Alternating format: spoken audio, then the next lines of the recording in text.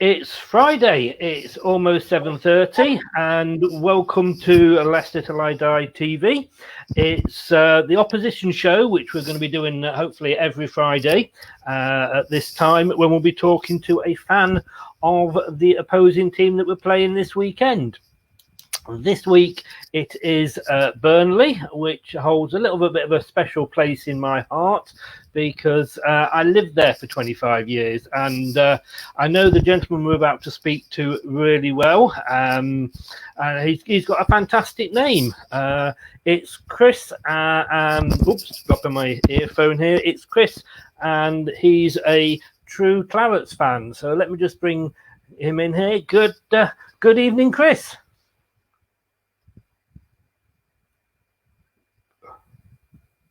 Yep, I think Chris may have gone. We have been having a few problems with the link. Can you hear me, Chris?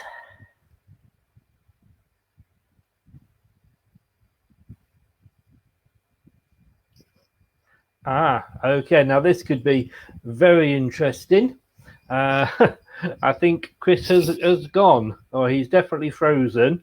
So what we're going to do, we're going to end this broadcast, see if I can get him back, and then we'll come back live. So I shall see you guys again in a few minutes. I've just messaged me saying it's frozen.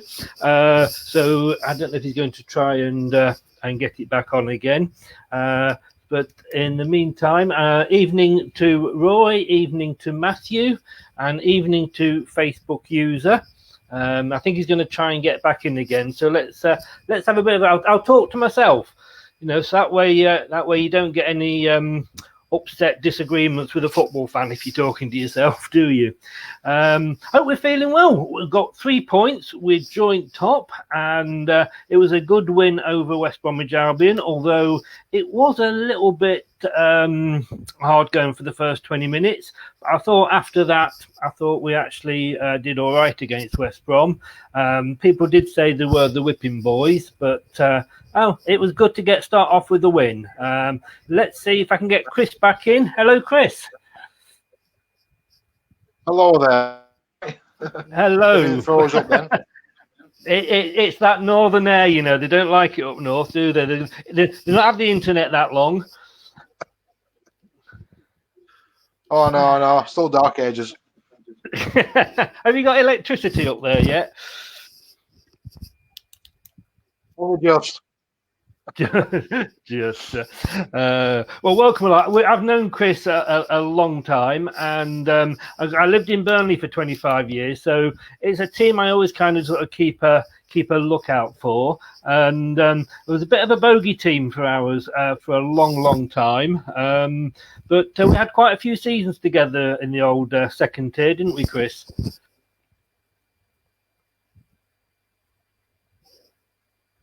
We did some good games and all. I do remember rightly that we've played some like 112 games, is it something like that, over the seasons? Over the world, so yeah, it's 114. You've been doing your homework as well as me, and you've won 9 more than we have. So you've got 46 wins to our 37. But I can remember. Not bad, really. No, it's pretty even. 40%, 32% to you. But I remember with fondness Turf Moor and Burnley. It's a good family club, isn't it?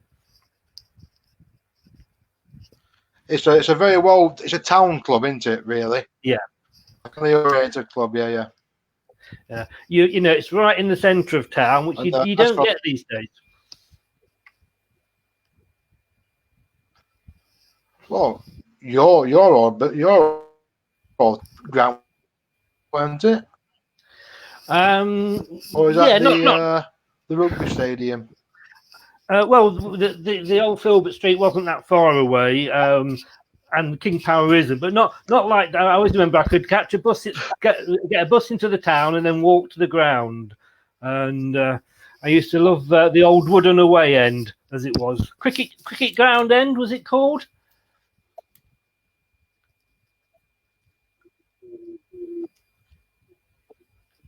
No, I think he may have frozen again. Cricket. Phil stands, yeah. Yeah. Well, I'll tell you what. Let's start talking Burnley and Leicester rather than my memories. Absolutely. Yeah. Just quickly though, I must admit my boys were both born in Burnley, and it was. I always told them when they grew up they could support Leicester because their dad did, or Burnley because that's where they were born. I would have accepted that, but thankfully they both had common sense and supported the right team.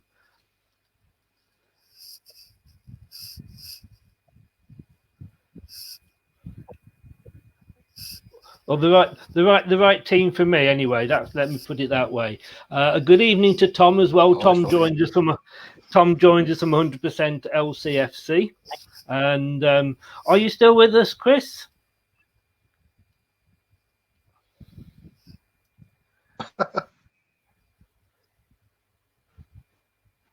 I'm not sure if Chris is still with us, but I'd have thought.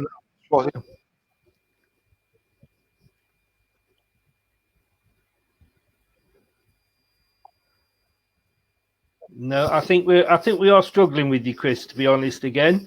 I'm still here. Yeah. Yeah. Oh, you're still there. I'm still here. Still there. Well, it's a bit of an extra added spice to this weekend's game because we've got. We're playing the team where supposedly we're after two of your players. I'm certainly. I'm here. You're there. So yeah, we're after two of your players, Tarkowski from the defence and McNeil from midfield.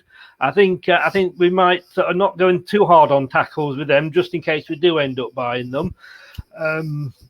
How would you are they good players for you? I'm guessing they are because we're after them. What are the big players you would miss?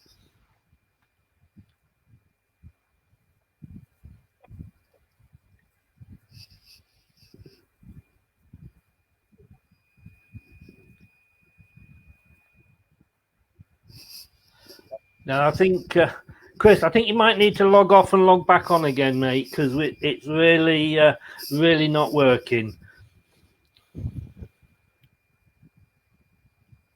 So let's have a look at some of the comments we've got coming up here. Burnley have been a steady-headed club, as the saying goes. Somebody's just saying here.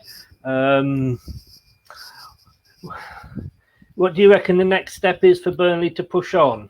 I don't think we're going to actually get an answer for you from that.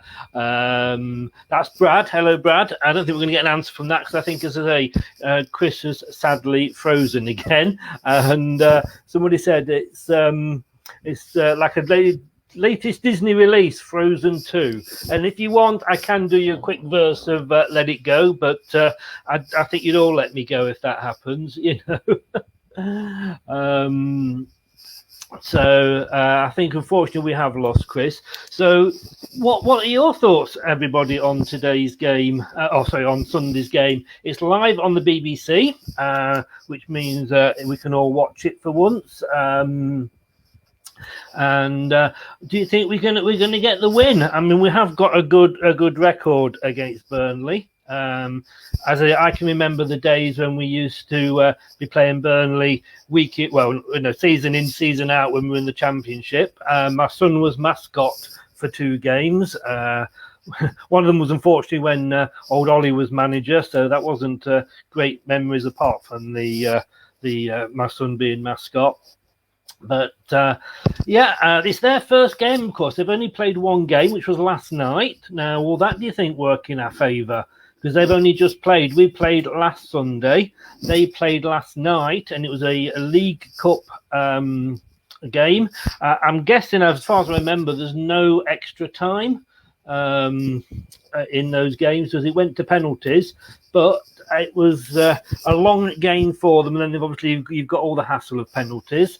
But that could very well work in our favour. So it could end up being a good weekend for us. I say we've got a reasonably good record from Burnley. They finished 10th last season, did slightly better after lockdown than we did. And let's not remember that. Let's try and forget last season now and move forward on to next season. But I want to talk to Chris about the Europa League, because of course a couple of years ago they had their best finish for many a year, when they finished 7th and got into Europe, and how that affected them. They didn't unfortunately get to the group stage. They played three ties, 6 games in qualifying before they got knocked out to Olympiacos. But it did seem to affect them the following season. Burnley only came 15th the season after. So are people worried that might happen to us with the Europa League, and it could affect us? Let's see if we can get Chris working again. Hello, Chris. Oh yeah, back again. You're back again. It's Donna, isn't it? That's what it is. Chris's wife is Donna. I used to work with her a long time ago. We were just talking then before you went about Tarkowski and McNeil, and of course they 2 players that we are being heavily linked with here. Do you think they'll leave?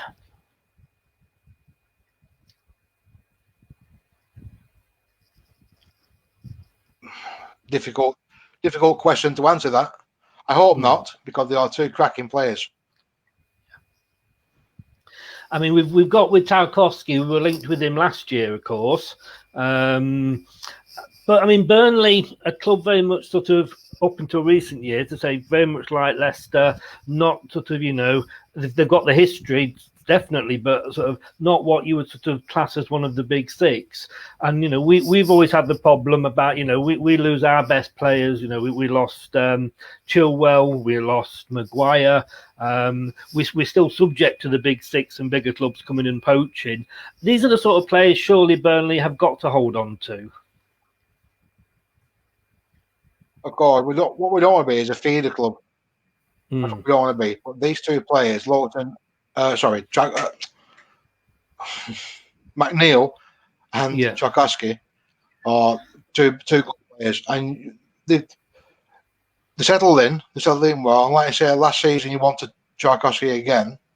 Yeah, it was unsettled. This time I think his feet are firmly on the ground. And I mean, up there, you're in Burnley. Are they sort of happy there? Are they sending out signals that they might want to leave? Through the grapevine, there seems to be no signals. They seem to be happy. Bondage himself is quite happy with them, and he's not substantial moves are going. So at the moment, including the papers, and our old friend, the reporter, has not come back with anything. No, I did speak to Chris at the Burnley Express, because obviously I know him well, and he was, so much the same. There's nothing coming out of the club to suggest that they might be available. Although I guess at the end of the day, anybody is available if the right money comes along. I think the thing is at the moment in your favour is we don't seem to have the money that the fans think we've got at the moment.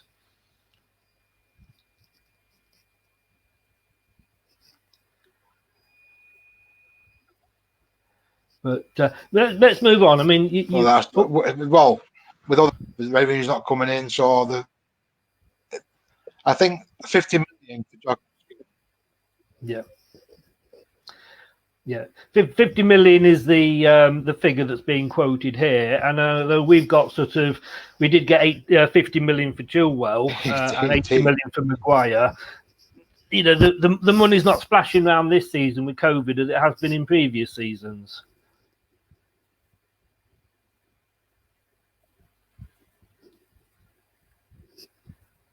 Oh, and I think Chris has frozen again. It's definitely that northern air, I think, Chris. Yeah, true. But again, for a Burnley player to be valued at that much,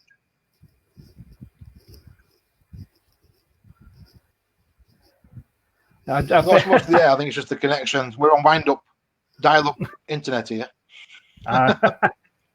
Like I say, it's grim up north, as they say. I shouldn't say that. I lived there for 25 years. Loved it. Burnley's a lovely place and lovely people up there. You, as I say, a couple of seasons ago, you were in Europe. You had to go through the qualifying rounds. You didn't quite get to the group stages.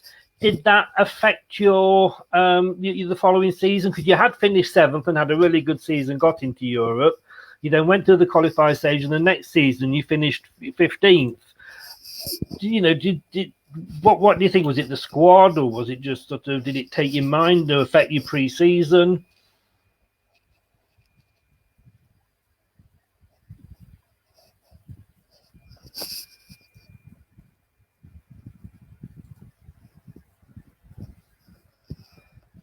I think we're going to have to let Chris go there. I think Chris is there. We're definitely having too many problems with you there, Chris. So I'm sorry, I'll have to let you go, mate. But thanks very much for trying. So we've got here a Brad again. A big bonus. We are in the group stages, not qualifying rounds, and we struggled in the league last time. We was in Europe, but this time Europe was more of an expectancy. So we're all around better prepared for Europe. Think we'll be fine. Are we better prepared for Europe? Do we have the squad for Europe? I mean, the rumours are that we might have to let Gray go. Now, if I know he's a love-hate figure amongst amongst the fans, a bit like Chilwell was. But are those not the sort of players that we need if we're going into Europe? It's a shame we can't get Chris back from Burnley, because I would have loved his sort of take. But I think it possibly was with them like you say, the qualifying that they had to go through, which Tottenham obviously are going through. They came through this week into the next round. They've got 2 or 3 games still to go until they get into the group stage. But obviously they do look like they are making a very good signing. Looking at last season when we played Burnley, we won 1, lost 1, so it was pretty even. Both of them 2-1. But they do, of course, have Chris Woods. Now, those of us that have been fans for a while remember he came up with us that first season into the Premier League. He was with us. I always liked him. I always did. When we first bought Chris, I think it was from Millwall. He was a prolific goal scorer. Didn't quite fit in. We lost him, and he went off to Leeds and other teams. But we do tend to get stung by players coming back and scoring against us. So I'm a little bit worried about him. What I am pleased about, though, is the defence. I was worried because obviously we've still got Evans out. Ndidi did a good job there, and Mendy had a good job filling in for Ndidi. So my worries aren't quite as bad on that one. Richie is just asking there if I can get him on. So let me just see if I can get Richie on. Won't be 1 second, guys. Let's just see what we can do here. Then you don't have to just listen to me speaking all the time. Let me go through this. But like I say, they might be a little bit sort of nervous because it is their first game. Richie, I am looking for you now. If you are just going to wait a second, and I shall try and load you up. The gentleman, I've lost it for the moment. The gentleman that said about Southport. What's it like in Southport is lovely. I've been to Southport quite a few times when I was there up north, as they say. I went to Southport a couple of times. Just don't expect to find the beach, though. It is totally miles and miles and miles out. Right, Richie, here we go. Let me see what I can do here.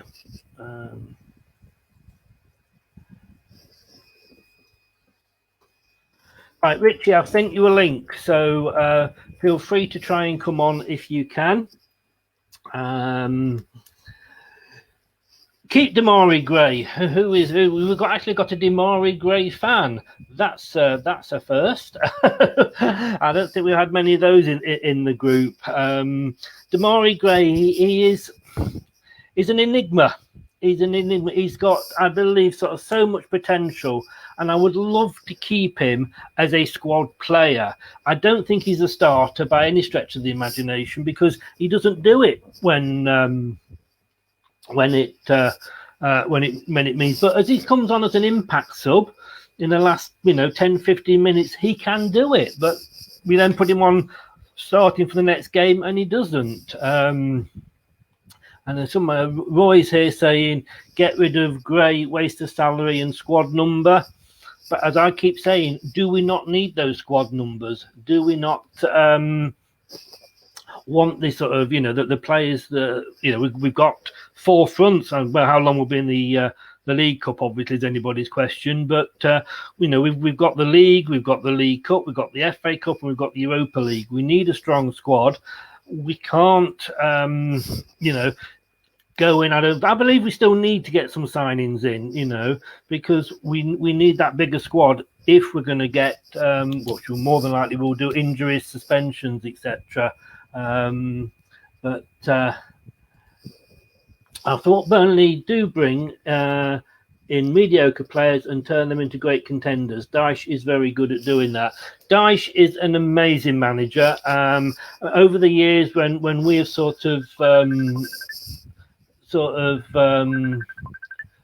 Rich, I can't do. You have to click on Rich. You have to click on the link if you want to join. I can't answer the phone to you at the moment because I'm actually live. So you need to click on that link, Rich. Yeah, Dyche is a very, very good manager. I've always rated him. Richie, stop calling me. I can't answer it while I'm on air live. It doesn't work that way. You have to click the link. You have to click the link. I'm just going to send you a message. Click the link, mate. If you want to come on. If anybody else wants to come on, just give me a shout. No, Dyche, we were linked with him a few times. I rate Sean Dyche. Maybe we've moved on a little bit from then, but he and Burnley are a good match. A bit like Eddie Howe and Bournemouth, the manager and a club that go well together.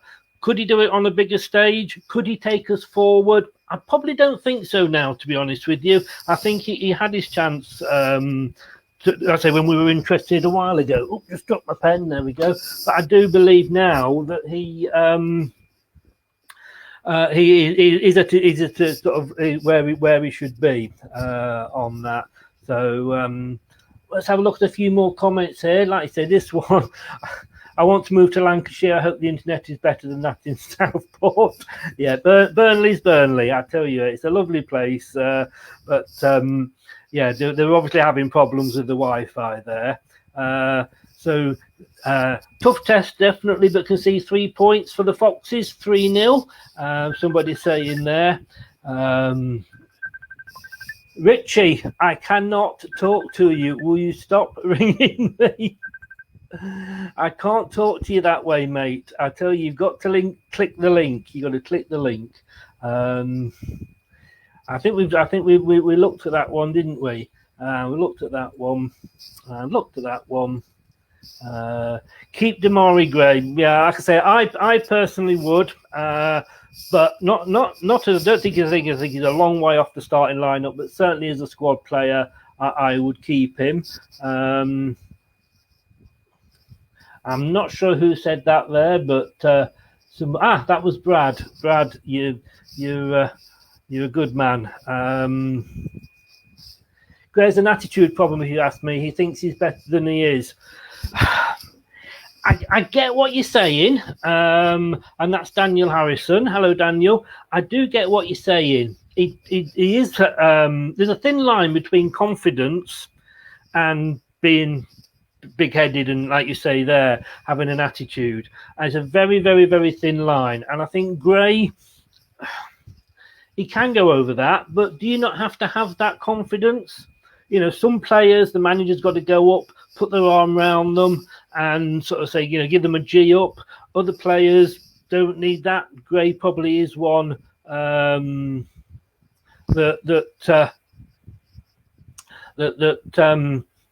doesn't need that. So, I don't know. Like I say, personally, I probably would agree with you there. He hasn't improved since he joined us. Decision making is poor. Yes, you're probably right there. And decision making is poor, but he has a go. He does have a go at shooting. It hasn't improved. Is that down to him, or is that down to the managers that we've had? I wonder whether Brendan thinks he can improve him, because he's talking about letting him go. So if Brendan can't improve somebody, then yeah, it's not worth keeping. You know, Brendan's looking at these youngsters, and we've got all these youngsters coming through that Brendan feels he can improve. And Brendan does like these attacking players. I think that's why he's gone for under. But if he doesn't feel he can improve, Gray, yeah, should we ship him out, see what we can get for him, and then get somebody in?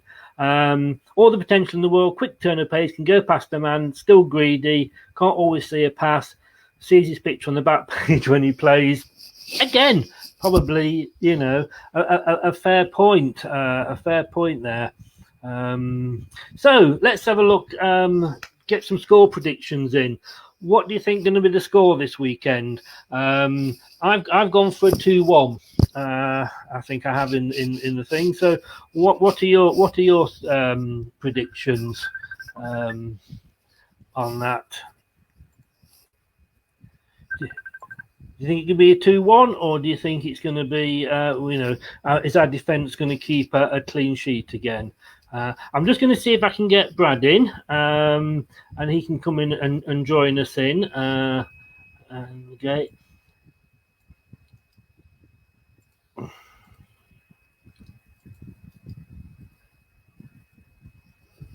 Just see if I can get you in, Brad.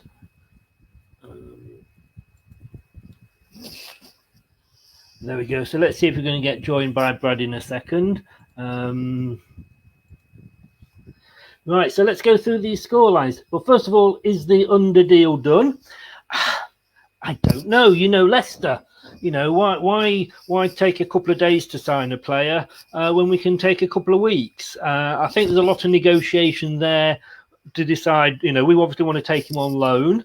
I think there's the obligation to buy tied into that, and if we do have that, then you know, if we have him on a season's loan, he doesn't play well, then you know we've still got to buy him if he plays a certain amount of games. Now, I think just go out and buy the guy. You know, if that's the case, why mess about? Let's get him in. Right, we're going to just say hello to Brad. Oh, hello, a clean-shaven Brad. Yes, I've gone for a fresher look. Is the audio better than it was on the weekend, mate? The audio is perfect, you know, and brilliant. You come galloping in like the 7th Cavalry for me there. Yeah, it's such a shame because Chris seemed to have quite a good point to talk about with Burnley. It's a shame to lose him through the connections, but it is what it is. It is, and you are always open with the internet, and unfortunately he was struggling. And let's be honest, you can move from one room to another in a house, and it struggles, you know. But yeah, definitely. But how are you feeling going into the game? Confident? I'm confident, more confident than I was before the West Brom game. Looking at our fixtures, I was hoping, you know, because I know we've got Man City coming up. Performance-wise, I think everything went well. And Burnley having a cup match so close to a league game, it wasn't exactly. I don't think that's an ideal way to start it off. I know the season's been a bit confusing with teams playing this week. That'll be the first game, so it's not going to be easy for them. So I think if we go at them strong, we'll be fine. I think we'll get the win if we go at them strong. Yes, yeah. Let's just briefly go back. What are your feelings on the other situation? Oh, it's bloody swings and roundabouts, isn't it, with our club? We can't do anything easy. I agree with you, Chris. Either get him in on the loan and let's just leave it there, or pay the 27 million. Yes, yeah. Because the talks were there to obviously start something, and it was okay for a while. But now Leicester, for whatever reason, are going, well, actually. And I understand 27 million is a lot to gamble on someone if you pay 2.5 million for a loan, it doesn't work. But we did it with Tillemans. We loaned him in and then paid a fee. We had an idea in mind of what the thing was going to be. Yeah. So if he's worth 27 million, we already wasted 30 million, in my opinion, on Perez. So we'd be saving 3 million and hopefully get something better than what we've got in at the moment on that right side. I mean, he looks good. He does look good. He does. Doesn't he? But YouTube has a great habit of making players look better than what they are. Yeah, indeed. I'm trying to think who it was, but some manager somewhere actually just bought a player just on the strength of what he saw on YouTube. I'm not sure if that's an urban myth, and I've no idea who it was. I'm sure somebody may come on and tell us. But I can't remember who it was. But yeah, I think it did us a favour, and it went to penalties. I don't think there was any extra time last night, but I think that did us a favour. No, there's no extra time. No extra time in the cup. I think it did do us a favour, and I think we need to get the win under our hat because we've got obviously the next game after that is Man City. Yes, and that will be off the back of their first game as well. So it'd be interesting to see to hear what Manchester City do in their first game. If they get a bad result, how will that affect them? Because obviously Liverpool got off to a win, 4-3 against Leeds, but got off to a win. If Liverpool by that stage already got a 3-point lead, I know it's only 2 games into the season, but you don't want to be behind the 8 ball too early.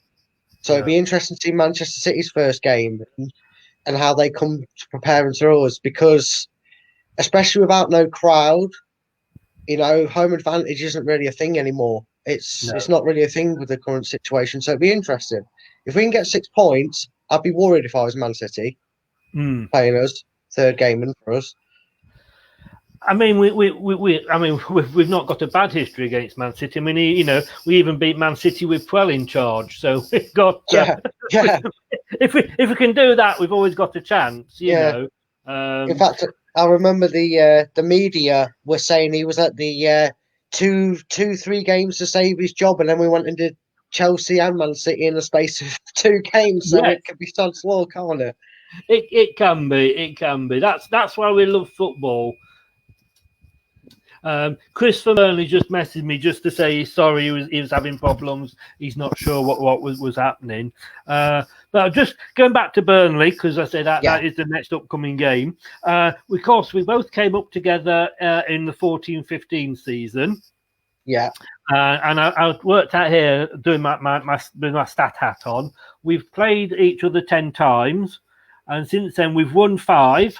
Lost 3 and drawn 2, so we've not got a bad record against them. No, it's not a bad one, and it's probably nice to see there's no draws. So fingers crossed we'll get a definite winner out of that one, and even bigger fingers crossed for the fact that it's us that gets 3 points. It would be nice. I can remember having lived there sort of for 25 years that they did used to be our bogey team, but and do you think? Let's go squad lineup. Is he going to stick with what he had against West Brom, or can you see any changes at all? Maybe you see Maddison comes back into it. I mean, he's been very well handled. They've been very cautious with injury, and obviously things went well enough in West Brom that we could leave it as late on in the game to give Maddison a bit of time on the pitch to get his fitness up. Maybe he will start, but I think anybody in that starting 11 that played the West Brom game would be felt really hard done by to get pushed out the squad for it. So I would probably say I'm 90% sure it'd be the same starting 11. Yes. It'd only be Maddison if anyone was going to come in. Bit too soon for him for a full 90 though?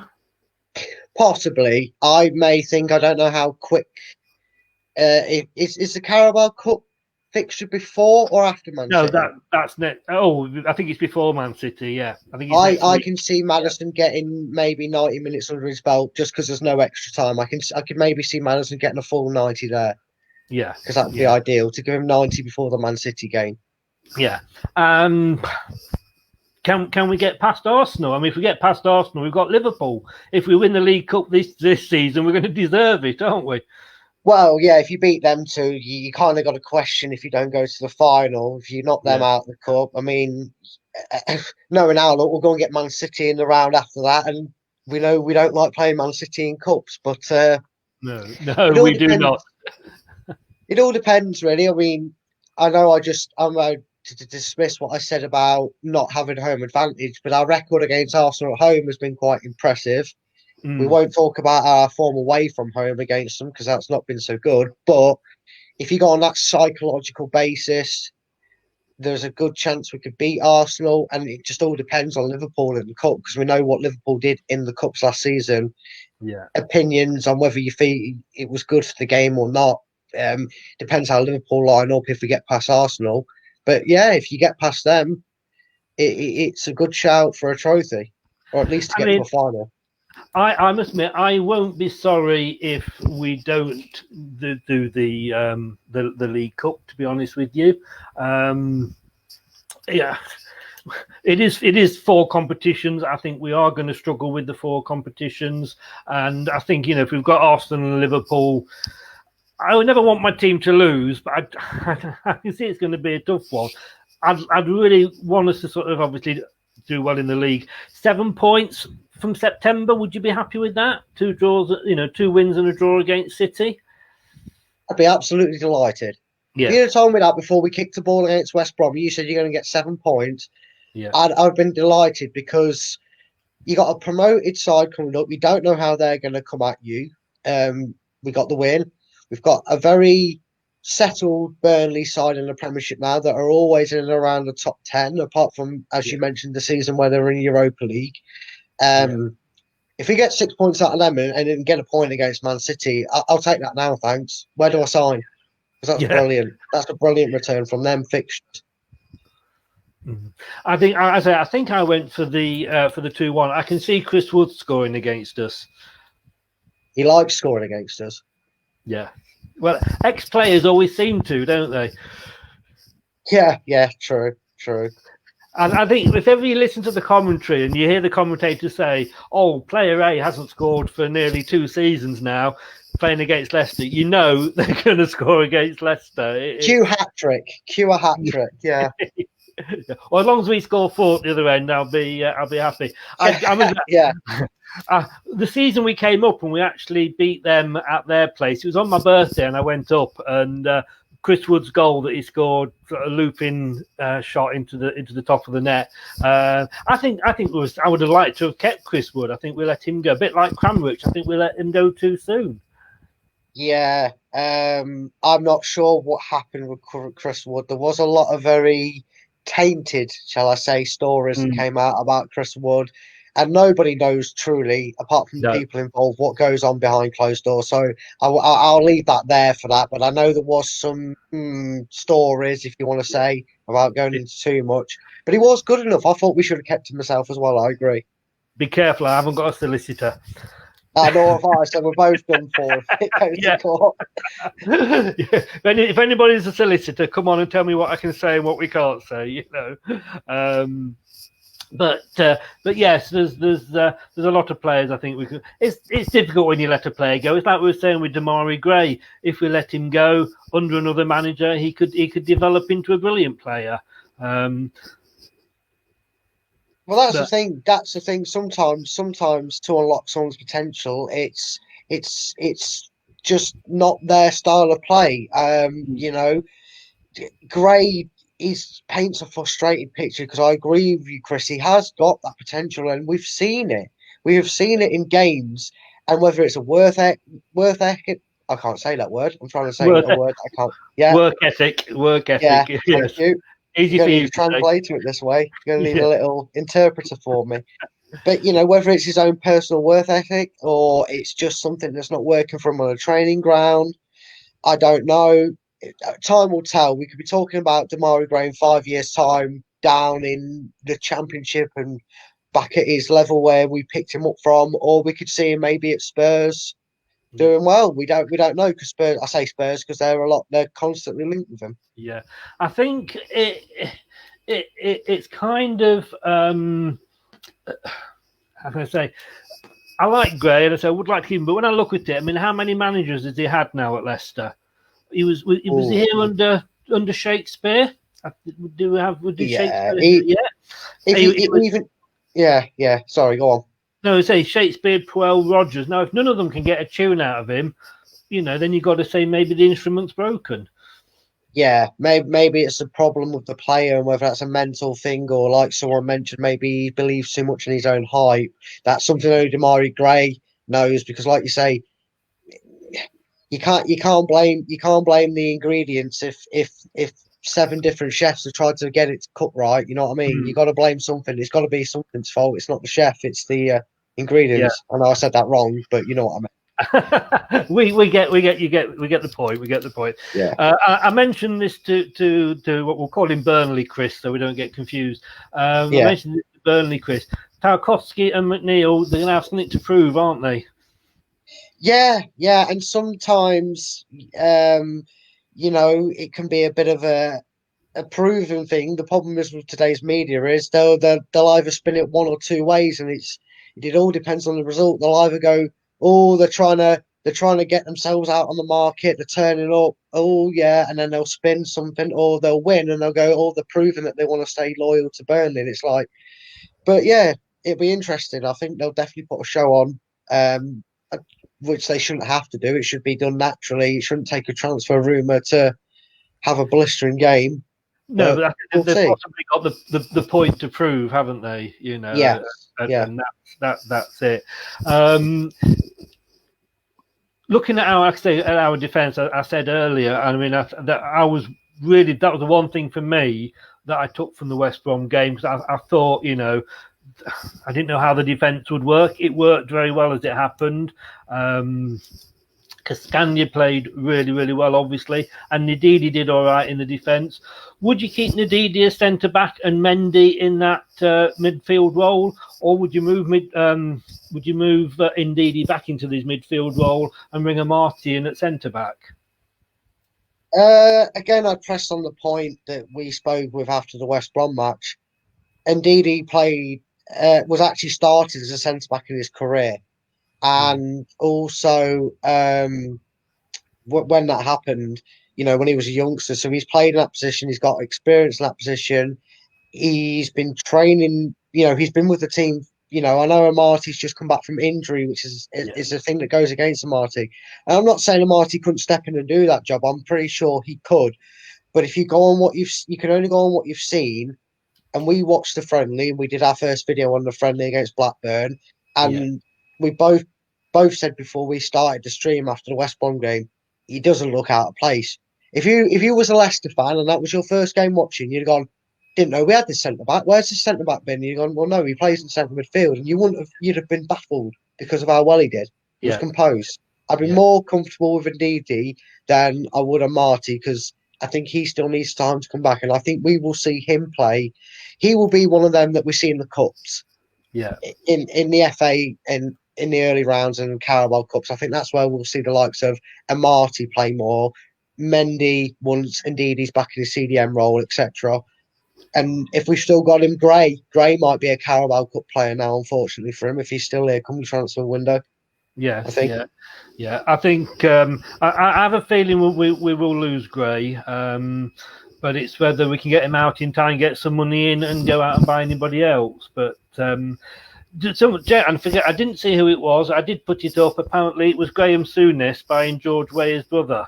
That was the yes, that was it. I remember my mate told me, and it was complete. It wasn't like a complete con, and it wasn't even him. Wasn't it at Southampton? Southampton, I think I remember the story. He put him on, and like after 20-30 minutes, he dragged him off because he was absolutely useless. That was just completely sent a buff going in my brain hearing about that. Yeah. And so it is Shandau Dave. Hello, Shandau. Thanks for joining us. I don't think McNeil will be coming if we sign under. That's a good point. Very valid point. Very valid. So let's close. Thanks so much for coming on and saving me there, Brad. I was going a bit mad talking to myself. It's right, mate. It's no worries. It's really weird because all I could see was myself in the screen, and I'm stood here talking to myself. I was sat here talking to myself. What are you going to go for a score prediction? Chris, I think Chris from Burnley, Chris actually did text me and goes, he's going to go for a 2-2. So he thinks they're going to get something out of it. Well, not to have it bite me on the backside, but I don't think he's getting anything from the game on Sunday. Yeah. So I'm going to go with the prediction I put in the comments before I joined the stream, and I'm going to stick my neck on the line and say 3-0. I think we'll get an early goal and we'll get the big 3. Yeah. 3-3. Steve Linux has gone 1-1 and Ian Marshall has gone 1-0. I'm going 2-1. And oh, come on, Marshall. Let's go for a big 6-0 and put your neck on the line. Go for a big win. Come on, let's get ridiculous in this crazy season already. Maybe get him to put his boots back on, if we can't sign anybody, you know. Maybe. You know, but no, seriously, Brad, thank you very much. Like I say, you saved me today. So we've just gone there 1-0 Vardy. I just hope so, because again, we've mentioned this before. If Vardy's not scoring, we're not blessed with goals coming from other parts of the team. Exactly, and that was something that we talked about after the game. We mentioned if Harvey Barnes could shoot, he'd be deadly. Well, deadlier than what he is, and the likes of Maddison when he's fully fit. And it was nice in that game to see the midfield being a bit more attacking, getting in the box and shooting a bit. So we'll see. Maybe they'll kick that on. Watch Harvey Barnes going to score a hat trick. There you go. There's my tip of the day. Check your odds. Harvey Barnes hat trick. Leicester win 3-0. I'll add another pint to the one I might already owe you. I'm not sure. At this rate, I'll probably end up buying you a pub, you know. But I can't see it happening. I can't see that happening. But I would love it to. Obviously, love it to. Right. So we kick off 7 p.m. So I think it's BBC. So probably, hopefully, it's BBC One. 7 p.m. on Sunday. So everybody can watch it. You don't need Sky. You don't need BT. You don't need Amazon. And Brad will join me again straight after the game. So it's going to be a late one. Get your nightcap on. It's going to be a late one on Sunday. And hopefully we'll be smiles as big as we've got at the moment. And we'll be talking about 3 more points for the Foxes. Yeah, we'll be looking at rolling over Man City with our run. That's what we'll be talking about. Yeah. And I'll take that, Richie. Richie's just popped up with 5-0 to Leicester. All right, so he's got Harvey Barnes for the hat trick and Vardy getting 2. I like his thinking. Nice one, Richie. Yeah. Did you pay him? Yeah, I did. Sent him a quid over on PayPal. Right. Well, everybody have a good Saturday. It'll be so strange as it's weird, this football all over the place, but we should be used to it by now. And I will, let's hope for the Foxes win, and I'll see you Sunday evening, Brad. Yeah, I'll speak to you Sunday, Chris, hopefully talking about a win. Brilliant. Thanks very much. And thank you, everybody, for watching. Sorry that we didn't sort of go as planned tonight. My thanks to Chris from Burnley, who tried to sort of join in. Bye there to Mark. Thanks for joining us. Thanks to Shandow Days. Thanks to Richie. Sorry I couldn't get you on, Richie. You did need to click that link. It wasn't through a Facebook voice call, so I did need you to do that to get on. Maybe next time. And Richie, I'll message you afterwards. I'd love to get you on, Richie. Like I say, we do need to do it through that link, though, to get you on. So we'll have a chat afterwards. Take care of yourselves. Stay safe, everybody. And we'll see you all on Sunday night, hopefully celebrating 3 points. Stay safe now. Bye-bye.